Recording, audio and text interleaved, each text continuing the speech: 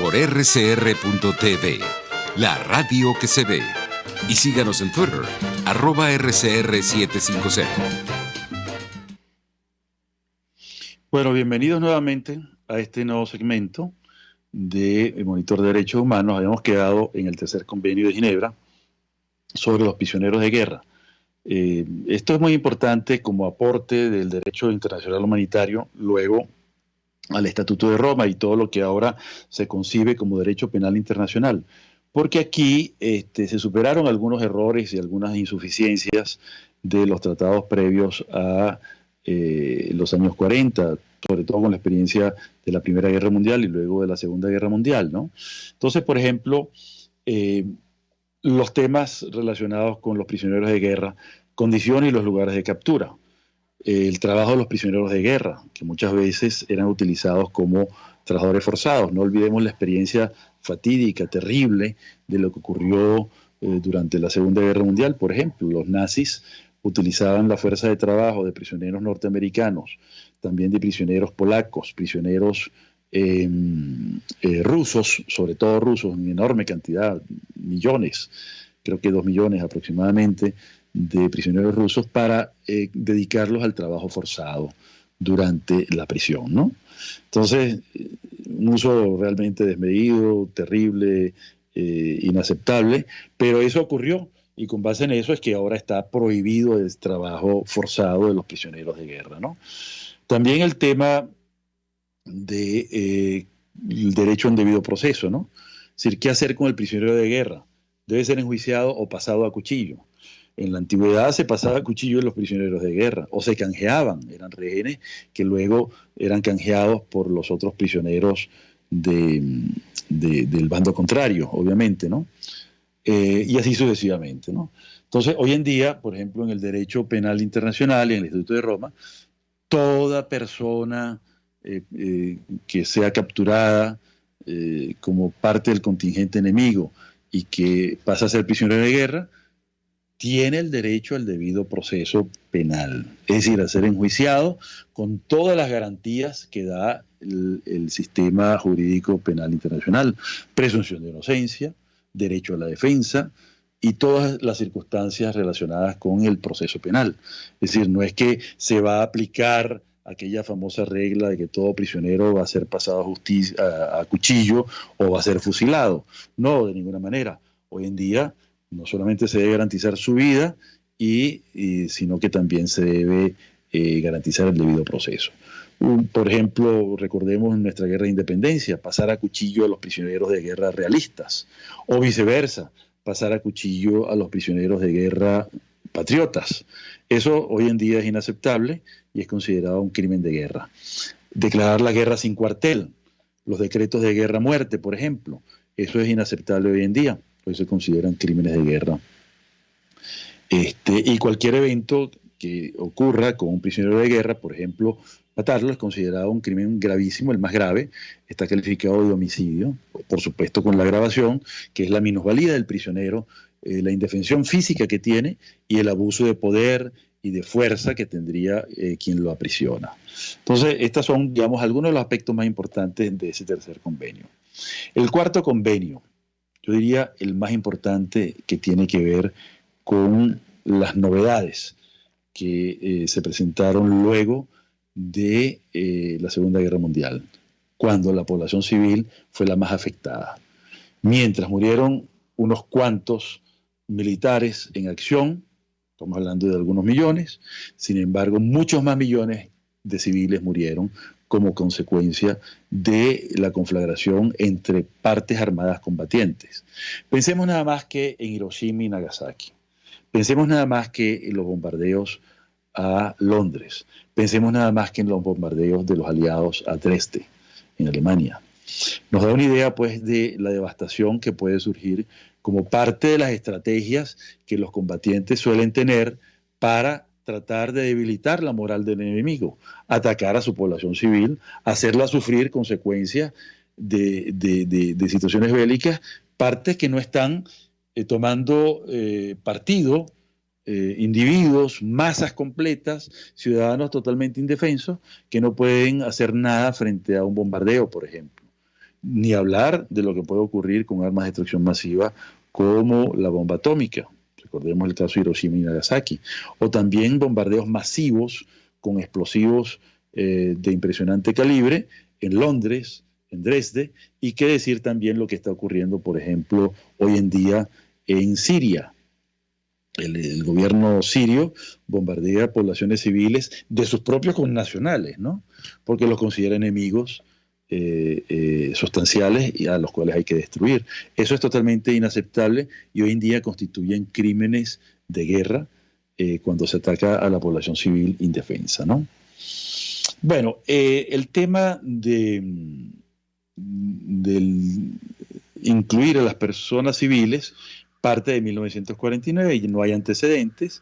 Es la primera vez que esto se establece y bueno, los protocolos adicionales dan mayor protección a las personas civiles en la medida pues que son doblemente más vulnerables que un combatiente que incluso que ha sido tomado prisionero, porque está en su casa, está en su apartamento, está en su lugar de trabajo y es tocado pues por el armamento bélico del enemigo, ¿no? Entonces, una de las cuestiones más importantes de esta regulación del Cuarto Convenio de Ginebra tiene que ver pues con los derechos de la población civil, cómo se van a establecer y a generar la ayuda humanitaria, entre otros la asistencia de los enfermos, la presencia de la Cruz Roja o de otras ONGs muy importantes como Oxfam o el tema de los refugiados, porque una de las circunstancias más graves de lo que ocurre cada vez que hay una conflagración, cada vez que hay un conflicto o que estalla algún tipo de tensión entre dos partes combatientes, es la de los refugiados. Se estima que entre un 10 o un 20% de la población donde hay un conflicto de esta naturaleza huye de forma desesperada de su localidad, huye de su país. ¿Y a dónde va a ir? Al país vecino, obviamente, al que más cerca le quede.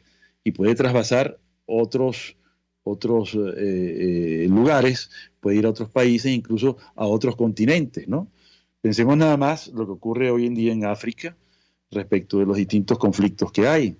La guerra civil en Libia, el conflicto en Siria y en muchos otros países de la África continental. ¿Cuál es la esperanza que ellos tienen al huir desesperadamente? Llegar a Europa. Tienen que cruzar no solamente parte del continente africano, que es enorme, sino que también tienen que cruzar el mar Mediterráneo para llegar allí, al continente europeo, con las dificultades que eso trae para el país receptor, ¿no? Dificultades terribles.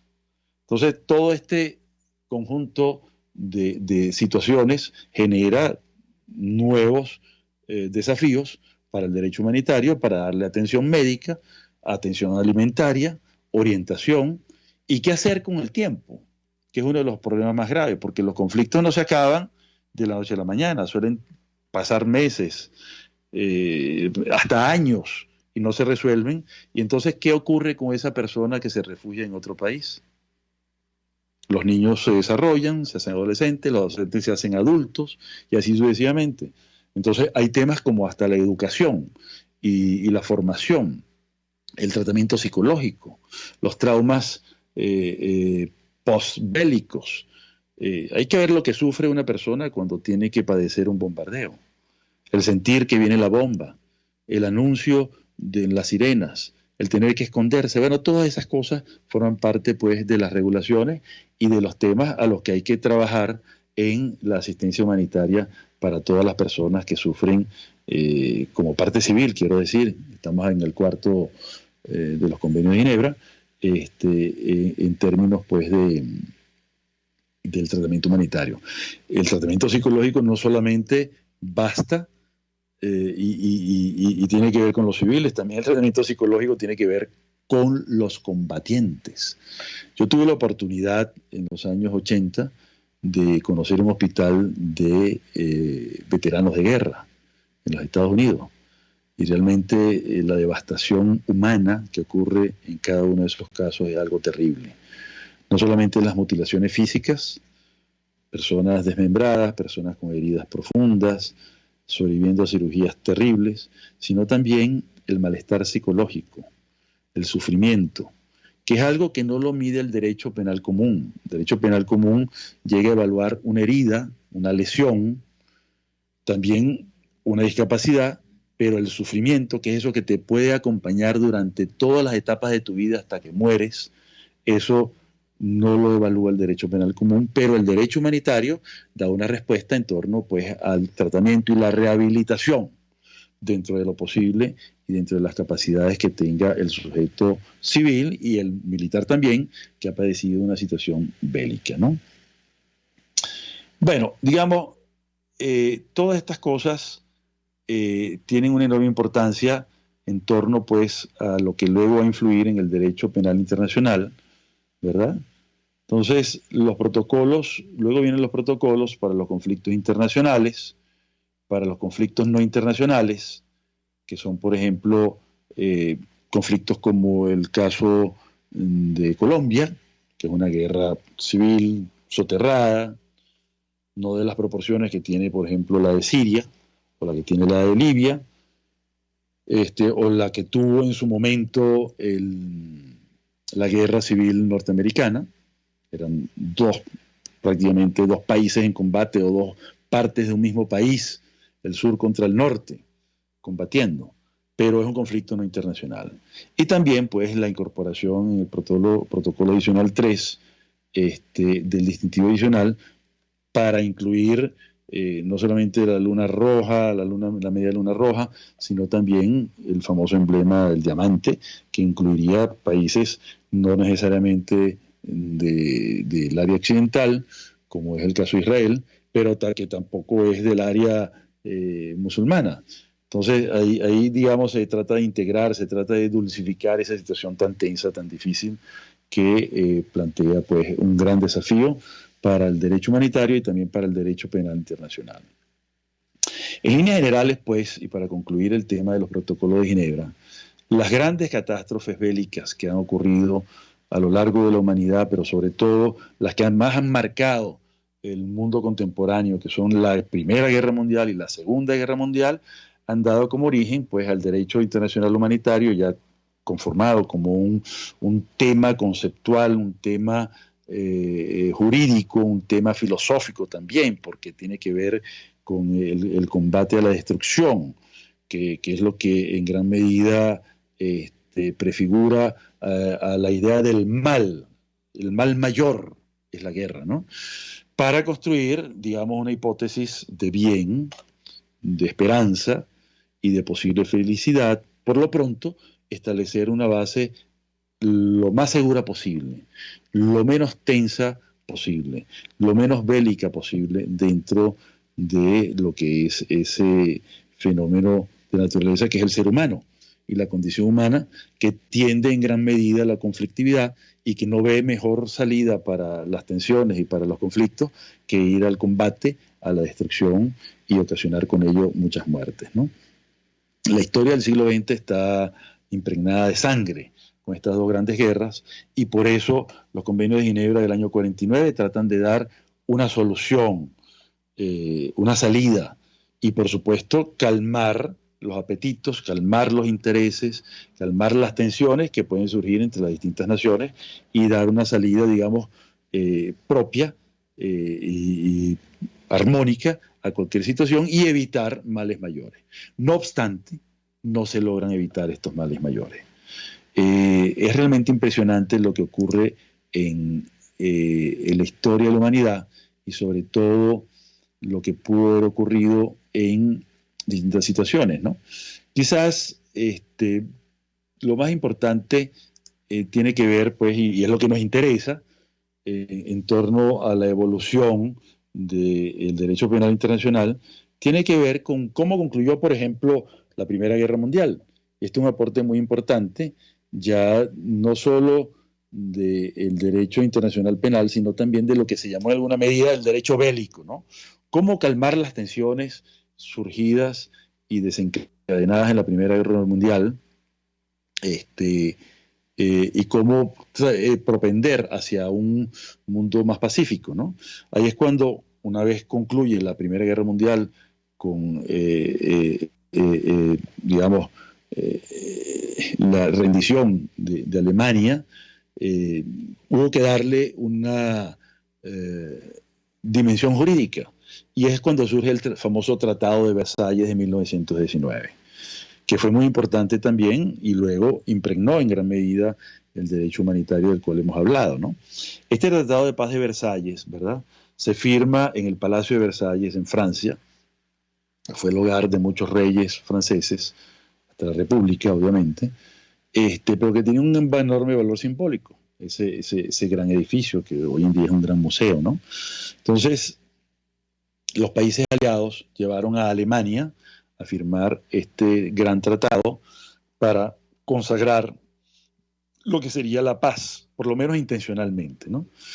El Tratado de Paz de Versalles estuvo pregnado de buenas intenciones, pero por la letra misma y las normas que se estructuraron allí, fue un gran fracaso, cosa que vamos a ver en el tercer y último segmento de Monitor de Derechos Humanos en el día de hoy.